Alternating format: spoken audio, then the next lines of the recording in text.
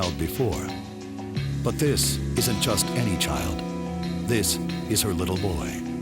I knew that he was in really rough shape because he was blue and mottled and he wasn't breathing. I just kept praying the whole way. I remember my prayer was, Lord, he's yours, and you gave him to us, and he's in your hands, and you're far better physician than any of the rest of us, and so we entrust him to your care.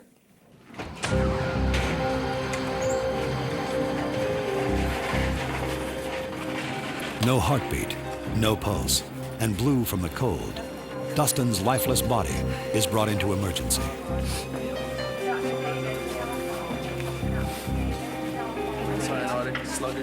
Dr. Rafael Osejo is head pediatrician on duty. When he arrived to the emergency room at the Royal Alexandra Hospital, his core temperature was only 25 degrees, which is approximately 77 degrees Fahrenheit. Yeah, cyanotic. How long was he able to work with? Approximately. And so he was very cold. He didn't have a pulse, and he was not breathing. He was blue, mottled. Obviously, with a temperature of 25 degrees, he appeared dead. But the staff knows not to give up. Oxygen is forced into Dustin's lungs. Warm solutions are pumped through his body, and blankets are piled on. More than half an hour after being pulled from the water, suddenly a heartbeat appears on the monitor. He's alive, but could be horribly brain damaged. He started having a heartbeat. He started developing some perfusion to his body. Unfortunately, he started doing some unusual movements that indicated that perhaps he had suffered some lack of oxygen to his brain. A decision is made to put Dustin into a state of paralysis in order to let the brain swelling go down. But has he suffered irreparable brain damage? All the family can do is wait and pray. Then, 5 days after he first fell into the water, Dustin Teamstra starts to revive.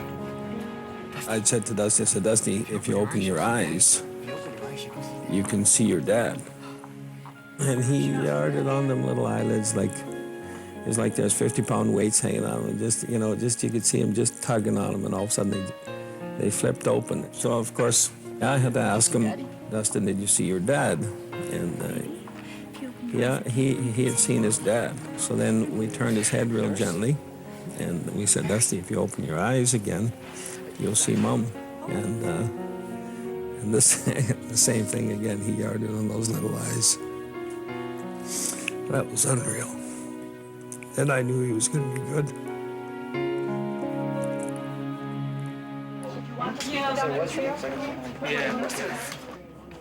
Dusty is finally ready to go home.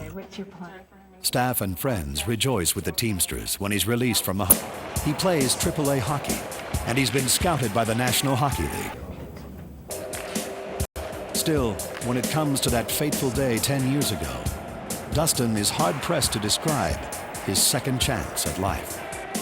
I don't really think about it much, but I do think that I'm special, because, not too many people have been spared like that. And how does Dustin feel about the man who saved life? It was unbelievable for him to go out like that. Without him, I wouldn't have been here, so I don't know. He's great. Well, there's a purpose in life, I guess, for everybody. You're destined to do something, and I just happened to be there. I guess I was the chosen one, you might say. I don't know. It's just what it seems like. It was something. I'll never forget it. We're losing him. We gotta get him to ICU stat. Okay, let's get some leads on this guy right now. I think we're losing his hand right there. Let's get these pills out. An allergic reaction to peanuts has left Mario Trono at death's door.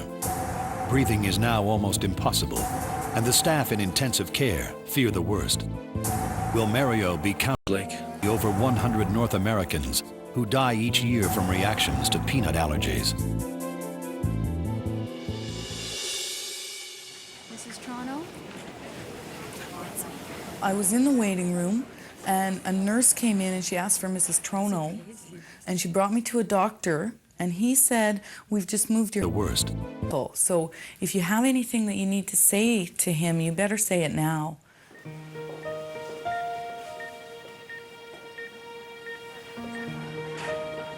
Seeing her husband for the first time since he abruptly left the reception, Lauren is shocked by his appearance. You're gonna be okay, it's okay. He was kind of pale and his hair was a mess. So all kinds of machines attached, and it was an awful sight. The new bride's distress is heightened even further when a nurse asks her into a consultation room. They asked me to go into a special room. It's this little tiny room, and I was familiar with that room because we had some death in our family in that hospital. And I said, I don't want to go in that room. I've been in that room. I'm going back in the waiting room. Back in the ICU, Mario is finally given a shot of epinephrine. Within seconds, they will know whether or not it will be effective. Hopefully, it's not too late.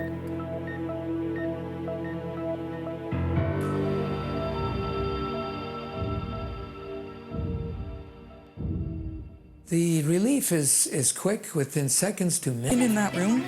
Better from that epinephrine injection. So how you feeling? I'm feeling better. How's your breathing? I think it's getting better too. Good. Good. We're gonna keep you here for a little bit longer. We'll see how you feel then. The swelling in Mario's throat and mouth begins to subside, and his breathing slowly returns to normal. Sure, we're gonna keep you here for about... He is returned from the brink of death, with mere seconds to spare. I can get back to the wedding. It felt epinephrine injection.